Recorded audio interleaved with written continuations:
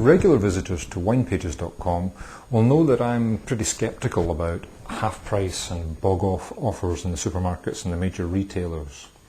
Basically, I've seen too much evidence of collusion where the wineries are supplying wines to the supermarket buyers specifically to be sold at promotional prices.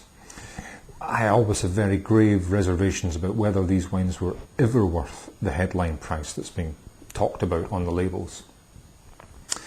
So this week we have a wine which is in Tesco, reduced from £13.99 to £6.99, and whilst I'm very sceptical about whether this is a £14 bottle of wine, at £6.99 it represents good value. An honest price for it might be nearer to £9.99, so theoretically you're saving a couple of pounds by buying it on promotion. Anyway, the wine comes from Emilion on the right bank of Bordeaux, or more precisely it comes from Puisseguin Emilion, which is one of the satellite appellations around Emilion, making wines from exactly the same grapes, from Merlot with some Cabernet Franc and some Cabernet Sauvignon. This one is the Domaine Clair, and on the nose is a really nice classic Bordeaux fragrance. There's some cherry and some nice black curranty fruit.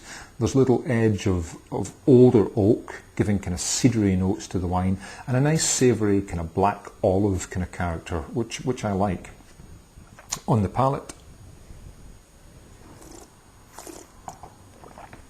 it's nice. It's a good kind of everyday, or possibly slightly better than everyday claret, with that similar fruit which is fresh, quite well focused.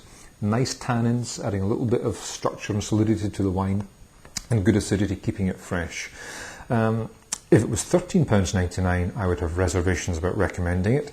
At £6.99, I think it's a buy. And it's one that, whilst it won't sell for 10 years, sticking a couple of bottles away for a couple of years should see it certainly maintain, if not improve.